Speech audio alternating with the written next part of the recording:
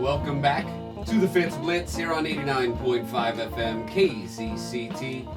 OSCAP Radio in Vallejo. Timmy Fitz bringing you the Blitz with Stephen Babb and Chris Savaglia here on this Monday afternoon of January 6th, 2020, gentlemen. We made it. We made it to 2020. I mean, we're already on the 6th. Like, where's this year gone already? Yeah, it's gonna go by quick, man. Hey, that's better than the bad, slow years.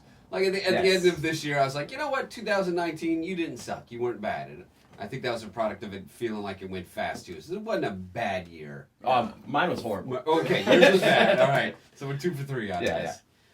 Let's talk about some horrible years, shall we? Absolutely. Let's put to bed the existence of the Oakland Raiders and the second tenure of the Silver and Black in the town.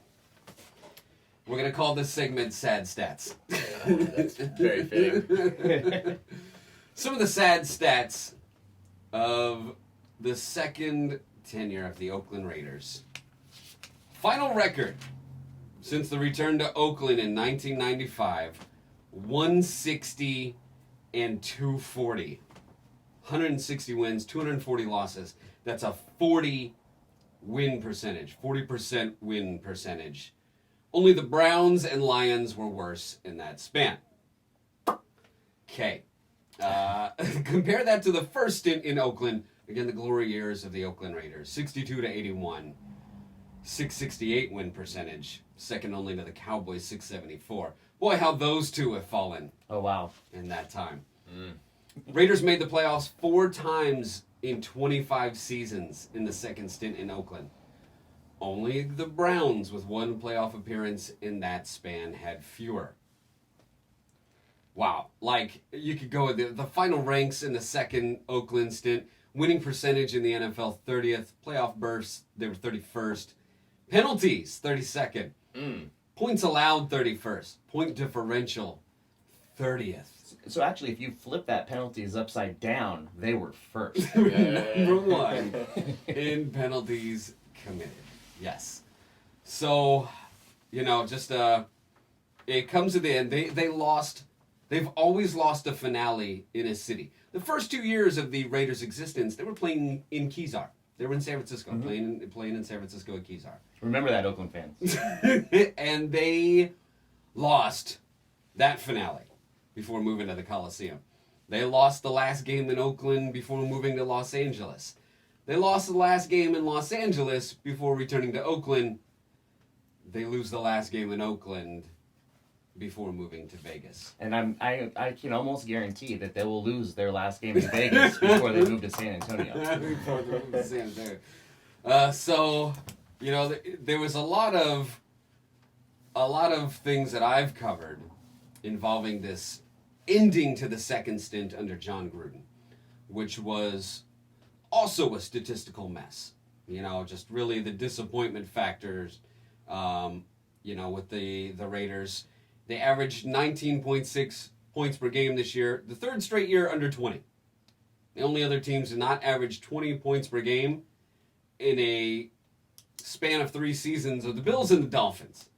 It's not really in the best company in that bunch. Outside of this year's Bills, can you sneak out of it a little bit? But boy, Derek Carr, he's lost 55 games as a starting quarterback. Only quarterback to lose more in his first 6 seasons. His brother David with 56. Ouch. Yeah. So they have each, been on some rough teams.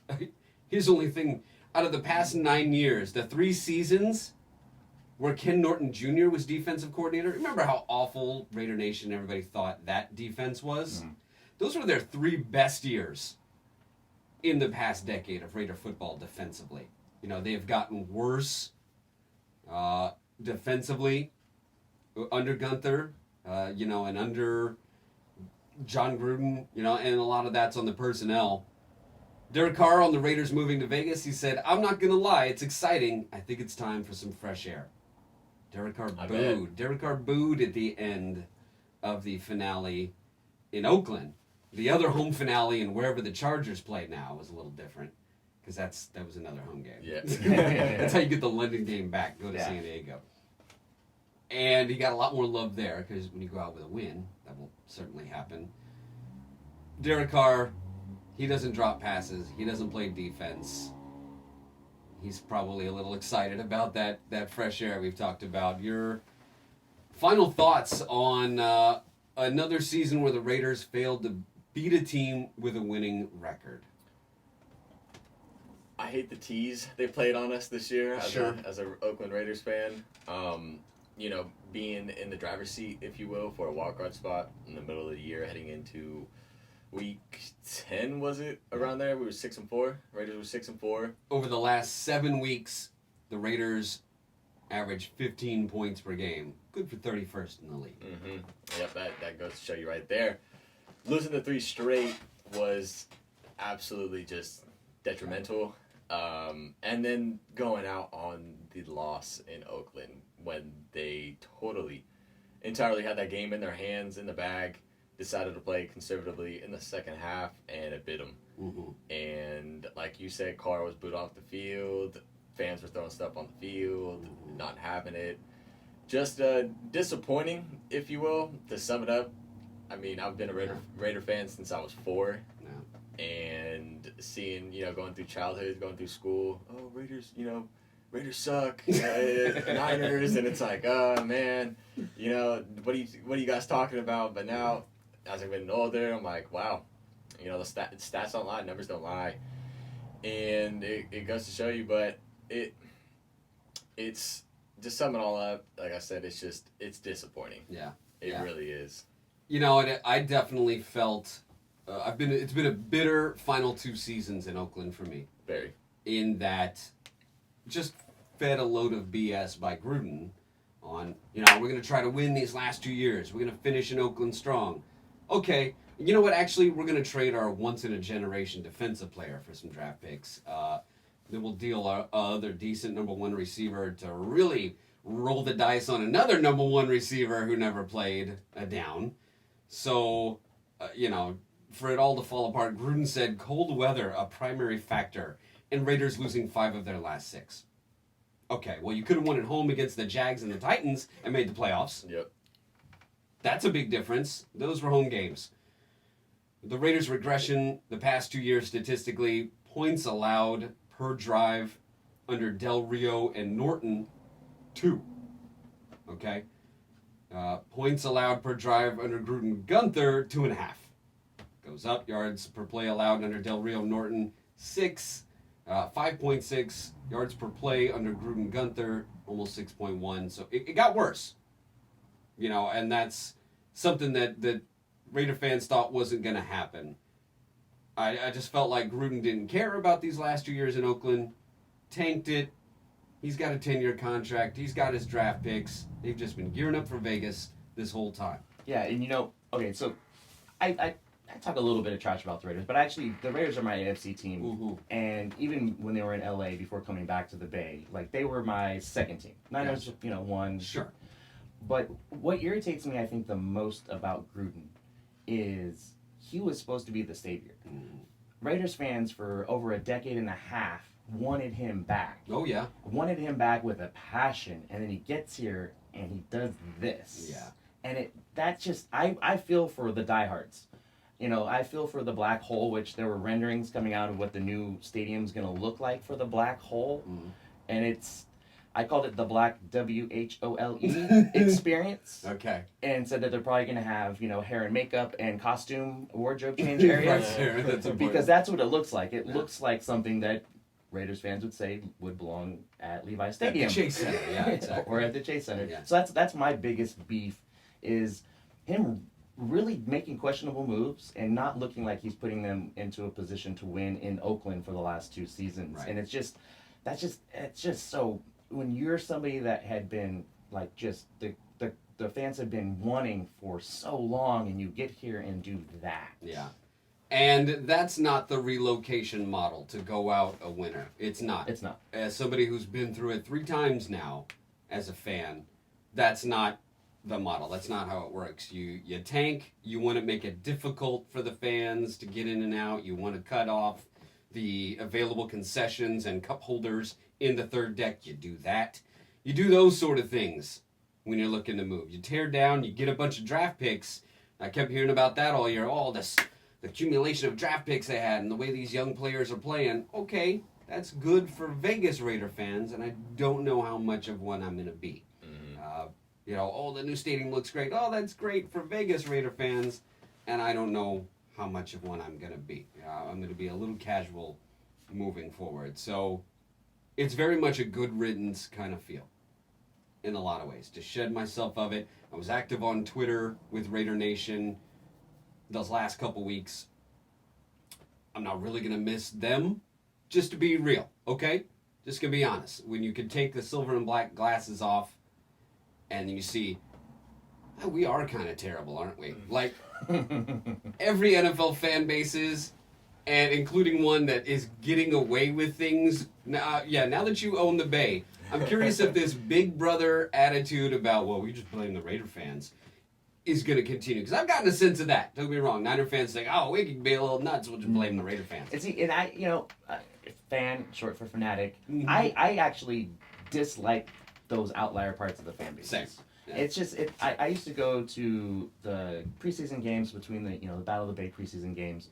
I had friends getting arrested. There were fights all over the place. Cops getting punched by people. Just didn't matter. I had another Niner fan get in my face about something, trying to get through the gate. I was like, you guys are just, you're too much. Yeah. I get to a point where you're just too much. And Twitter is a place where they live. Oh, God. And, I'll take a couple jabs, but I try to keep it as respectful and as, peaceful as I can. It's okay to have a little, trash talk, but there's a lot of people out there that take it way too far to the extremes. Yeah. Let's do some happy stats. Happy stats. We'll do happy stats. Are you sure there's some? Well, Carr actually didn't have a horrible year. A lot of Raiders didn't. We're switching to the Niners. Okay. I was trying to salvage. Tease me. No, there's not. Tease me. There's nothing to salvage with that. We're going to switch to the Niners. The third ranked in the NFL in takeaways per game. Now they were first in the first 10 games, and then they were 25th over the last 6. Allowed passer rating in the first 7 games, just 58. Just a 58, second best in the NFL. Passer rating in the last 9 games, 99, 27th best in the NFL. There's been a lot of talk about where the Niner defense was and where it is now. Still won the NFC West. Yes. We're going to delve into that game a little bit. In fact, let's start with that, and then we'll talk about where they are now, and how the injuries have affected that. And I feel like that's been glossed over a little bit by people. When you lose starters, you're not going to get the same level of play a little bit, even if the Niners have been good at plugging in depth. First of all, NFC West champs. Oh my gosh! Finally, get that demon expelled. This house is clear. Up in Seattle, exorcise the demons. The demons. Up at Quest Field, are they calling it still? Is that the name of it? Whatever they're calling. Whatever. Where Seattle plays. Yeah. Got that weight lifted off your shoulders, winning the NFC West by winning in Seattle. And so it had been since 2011 since the Niners had previously won up in Seattle. Great teams, 11, 12, 13. And leading up there, I was kind of, I was telling people, this isn't the same Niners team that has gone up there and lost these past, 8 years. This is a different Niner team. Jimmy G's never played in Seattle. You've got, Richard Sherman, who is immeasurable for what he does with this team. Yeah. Just in the locker room, he of course brings it on the field, but just his presence on the team and on the roster in general, and to be able to go up there and win the way that they did was phenomenal. And it came down to the last minute, came down to a few last things. Last play. My heart can't take any more of these types of games, at least not for this season. Get used to it. Now, because it's gonna get better. Yeah. But I think out of the top 5 most entertaining games this year in the NFL, the Niners were in 4 of them. Yeah. And that's just how they've brought it all year long. And you mentioned injuries, and there was definitely a noticeable fall off there towards the back. Plus, they were playing better teams. Yes, there was a strength of schedule complaint by a lot of Niner naysayers out there, which is valid, but you can't pick your schedule. You play who's in front of you, and they played those teams really well, as they should, as good teams do. Now you take a team like Seattle, who played those same teams and were eking out wins by 3 points, 5 points, whereas the Niners were winning by 14, 15, or whatever the case might have been. And they were blowing out these teams that they're good teams are supposed to be. Yeah. And then, that 3-game stretch, the toughest in NFL history, where you had Baltimore, the Saints, and Green Bay, and they took 2 out of 3, and they almost took that third. Yes. And you go 2 weeks before that when they played Seattle, almost took that one. Like, this team is very, very close to an undefeated season. Mm-hmm. And their 3 losses came down to the last plays of the game. That shows how slim the margin is in the NFL. Yes. Within certain tiers. The top 6 is really muddled, really, really close. And that next 6, is kind of how it breaks down in the NFL. And there's a lot of surprising shifts, I think, in those 6 groups throughout the NFL this year, where you have teams like Pittsburgh not doing much. Yeah. You've got, who else? Denver's horrible, which you don't expect Denver to be that bad. Yeah. They had a head coaching change, Vic Fangio coming up and trying to get his shot at it, which that experiment did not go well at all. Yeah. And then you got other teams like the Cowboys, who, everybody has high expectations for them, and For some reason. I don't know why. I don't know. And it was an interesting year in the NFL, where a lot of surprise teams. I don't think anybody thought Baltimore was going to be this good. I think they were going to be good. We all thought playoff team. Playoff team. Top Card, seed, maybe. maybe.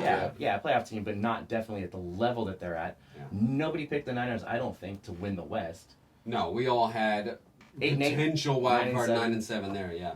Well, let's look at what did shake out right with the Niners. It came into the year thinking, okay, expect a return to the defense that they had when they were a playoff team last. Jimmy Garoppolo, wait till after 8 weeks or so before you really evaluate him, being that he's also inexperienced, much less coming off of an injury. Both those two things panned out as real sort of markers for their season. When you look at this Niner team, Chris, and you see that they've kind of had, that strength of schedule difference, some injuries get them as we look ahead. Let's look ahead to Minnesota now, hosting Minnesota Saturday, correct?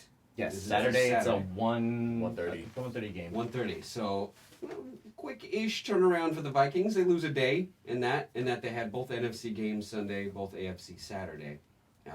So get to catch them on 6 days instead of 7. You look ahead at this, Chris, in this matchup. What do you see for Saturday? I see one thing with the Niners, I'll start with, is Garoppolo. Garoppolo's getting his first essential season as a quarterback. So, he finished the regular season on top, 13-3, got the number 1 seed, and now got the first round bye, and now it comes to a home playoff game. Yeah. And now you get to really see if he's in it or if he's not. You can't really judge him essentially totally because it is his first year as a quarterback. We've seen glimpses of him, with the Patriots filling in for Brady, and even before he, got injured the year before. But I think this is really, I think, a test for the Niners just to see where Garoppolo's at in a way. Not a huge one, but just to see, can he crunch down in those primetime moments. The Vikings are a hot team right now. They got Dalvin Cook, and granted, the Niners have had one of the best defenses, if not the best defenses in the league this year. Cook is more than capable of running over 100 yards easy. Yeah. You saw what he did against the Saints, and the Saints actually allowed the most yards they have on the ground this year, yesterday, in the loss. Kirk Cousins, he's a boomer bust, but after yesterday's win on the road especially, I think that was another big thing for the Vikings too. Thielen was majority of their passing game, and Diggs didn't catch his first one until the fourth quarter. So for the Vikings going in on the road, you're feeling good after the Saints win on the road against Drew Brees and a Super Bowl contender, definitely Super Bowl team that a lot of people picked. And Saints are the only 13-win team in NFL history not to make it past Wild Card Weekend. Wow. Did not know that one. Yeah. Did not know that one. But, like I said, the Vikings team, they're hot. They got a lot of confidence now after that win and going in on the road against San Francisco. Anything can happen at this point. Yeah. I think the Niners still squeak out a win, Yeah. but you can't underestimate the Vikings. at all. Matchup keys for Minnesota, Steven. I agree. You can't overlook this team. They're coming in. Kirk Cousins won't lose you the game. Right. But he showed yesterday he might win it for you too. Mm-hmm. You mentioned Dalvin Cook. He averaged 3.4 a carry yesterday, which isn't great. Right. But he's the workhorse. He was the bell cow of the running game. Thielen was amazing. 7 catches for 129 yards is insane. Mm-hmm. And that bomb there at the end of the game to get them inside the 5-yard line, that was crazy. Seal the deal. That was, that right there was Kirk Cousins. Oh, dude, maybe he's arrived. Yeah. Maybe he's arrived. Maybe but, we do like that. But fandom aside, just looking at the teams, I think Captain Kirk is gonna sail that Viking ship into Levi's and go down with the ship. I can see that too. Viking funeral. Viking funeral. Now, as far as the Niners go, Jimmy, this is technically, yes, his first playoff game, but he's also been on the sidelines. He's got 2 rings. Mm-hmm. Yeah. And there is, and okay, he didn't play. Yeah, it's different being on the field than on the sideline, but you still get to see the preparation, and you got to learn the preparation from the best in the business. Who we'll get to that, I think, when we talk a little bit about Wildcard Weekend, but they are no longer the best in the business. But so he's been there and he's seen it, but now he's get to do it. But if you look at a lot of the games this season, they've been playoff atmosphere games. Yeah, for he sure. just came off of a win up in Seattle. He beat the Saints in the Superdome. Mm-hmm. Like, he beat the Packers at home, and it wasn't even close. Yeah. So I think this season has led up to this, 13-3, and I think he's going to be able to go out there in Jimmy GQ, as he's because he doesn't get. You look at his face, and he's coming out of the huddle. He's expressionless. Which wasn't him those first 8 games or so. Yeah. At least the first 5 or 6. Yeah. When he was definitely a little pocket rattled, just getting used to being in an NFL game again. And and coming off that injury that he came off of, that's to be expected. Yeah. And he did things early in the season. He tried to force things. He would try to run or try to speed up the process. I think of him getting back and getting more comfortable in the pocket, which, record-wise didn't hurt him. But I think it was good growing pains for him to get through early in the season, because these last few games where the running game hasn't quite been there, with the exception of Mostert, it's not what it was in the beginning of the year, and he's been doing it with his arm. To show that they can still beat the top-tier teams they were going against, regardless of whatever defensive statistics involving hits and hurries and points allowed and whatever, and sacks and takeaways changed, they still got that most important stat of the W. Did it? And that goes into my thinking of this game. The very 11 hats to the ball type defense that they are. They're very swarmy. Mm-hmm. They will box you in, track you down, along with the potential of getting somebody's back. As we get into Wednesday, Thursday, that's where the injury report and who's practicing will really matter. But the Vikings, as we noted, have to play on short rest Saturday against San Francisco. So since 1990, teams to play in the division round and then have 6 days rest, division round on 6 days rest, coming out of a wild card, is 5-16. So I think things favor the Niners here. Let's look at who has beaten that. The 92 Bills, who went to Pittsburgh and won 24-3. And Jim Kelly. Yes, exactly. That's the K-Gun Bills, Thurman Thomas, etc. The 95 Packers coming into San Francisco, 9.5 dog, won 27-17. The Ravens are on this twice. 08, they go into Tennessee, win 13-10. Packers go into Atlanta in 2010, win 48-21. Ravens go into Denver in 2012, win 38-35. That was a good game. Yeah, those are the ones who have bucked the trend, those 5 right there. But otherwise, things point to the Niners having an advantage in that. Mm-hmm. I just think with the way they swarm the ball, the adjustments they make defensively, how far the offense has come, still gives me a more than a field goal win for the Niners. Maybe not quite a touchdown. Maybe it's 4 to 6 points, 4 to 5. But I got them getting a W by more than a field goal, less than a touchdown. One of those little tweener scores Final right score there. estimate. A final score, I got like a 26-22. That's my odd for, or a 20, like a 24-18. You know, one of those little sort of tweener scores. A 21-17, maybe for more clear math for football fans out there. But that's how I have it. A low 20s. Somebody wins in the low 20s in this game. Yeah, I can see that happening, and I think Vegas agrees with you. Yesterday, it opened at 7 points, Niners. So Niners by a full touchdown, Okay. and then today it ticked down to 6.5. Okay. So that line will probably move a little bit more depending on where money starts to come in as far as that goes. But yeah, I'm with you. The Niners, I think the Niners take it, but I actually think they might take it by a touchdown. Okay. Because I think the defense may get a touchdown this game. I'll go with a 27-17 game. You're gonna put it at 10. Yeah, I'm gonna put it Nice. at 10. I mean, the Niners defense, I think they'll do a good job scheming up and prepare for Thielen. Not a lot of deep ball, because I'll tell you what, Thielen's not gonna get as many deep balls as he got last game against New Orleans with the hurt Lattimore, Janoris Jenkins, who just came into the system. I mean, a couple mistakes defensively cost the Saints this one too in a way, but I just think the Niners with Sherman locking, he's gonna be on Thielen. Diggs, they're gonna leave it up to their safety in the other corner. But it's going to really rely, if the Vikings win this game, it's going to be because of Dalvin Cook. So that line is moving. You said it was 7. It was 7.5, and then now 6.5. So since the merger, so we're talking 1967. Niners are 14-3, when favored by 7+ in a playoff game. That was when the line was 7.5. We'll see what it changes to now as the week goes on. It's 6.5.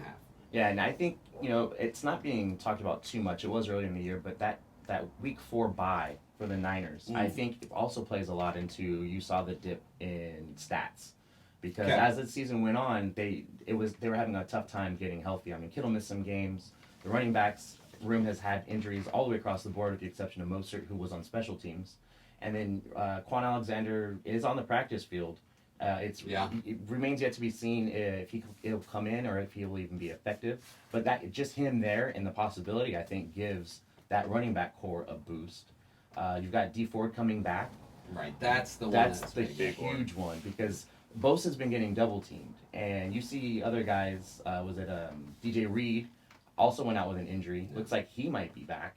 So the D line had struggled because of injuries. And because of the attention that Bosa will just get naturally wherever he's at.